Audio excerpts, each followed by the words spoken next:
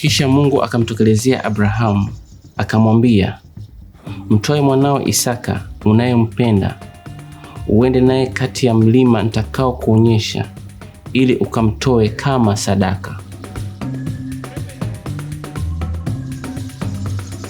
Siku iliyofuatilizia Abrahamu aliamka asubuhi na kutafuta kuni ambazo atatumia kutekelezea sadaka.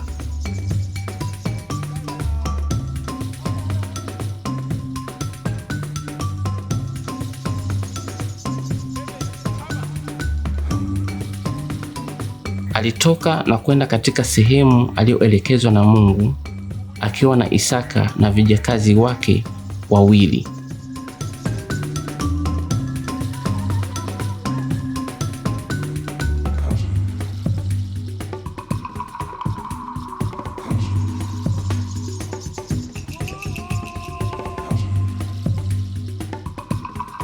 Kwa siku ya 3 ya safari, Abrahamu aliona sehemu aliyokuwa atoe sadaka kwa umbali.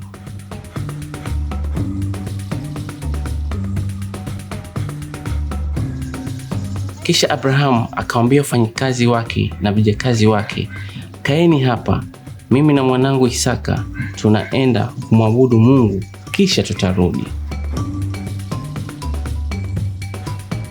Kisha wakitembea na Isaka akamuuliza baba yake Abrahamu, baba, hapa tuko na kuni za kuteketeza sadaka, ila je, iko wapi sadaka yenyewe? Abrahamu akamjibu Isaka akimwambia, mwanangu, Bwana Mungu atatoa sadaka. Kisha wakatembea hadi wakafika sehemu ambayo Mungu aliwaonyesha na kuwaelekeza.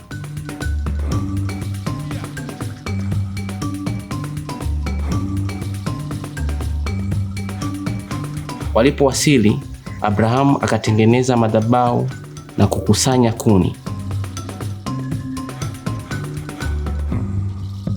Kisha Abrahamu akamtoa Isaka na akamfunga kwa kamba na kumweka juu ya madhabahu.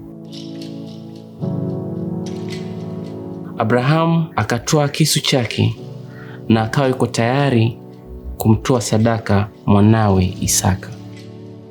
Kwa wakati huo huo, malaika wa Bwana akamtokea, Abrahamu, Abrahamu, usimdhuru mwanao,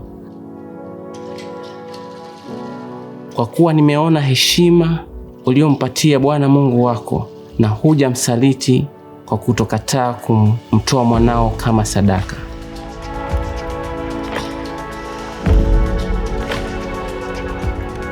Abrahamu akaangalia kando na kaona mwana kondoo amefungwa kwenye kichaka, naye akamchukua na akamweka sehemu ya kutoa sadaka alipokuwa mwanawe Isaka. Abrahamu akaita pale mahali, Mungu atafadhili.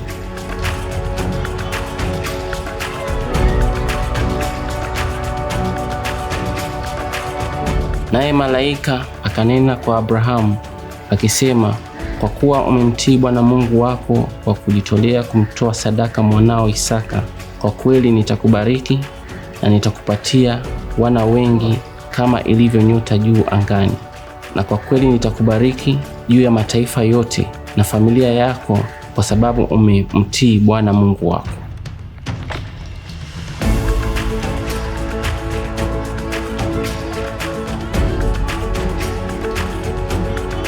Ndipo Abrahamu na Isaka na wafanyikazi wake wawili wakarudi nyumbani.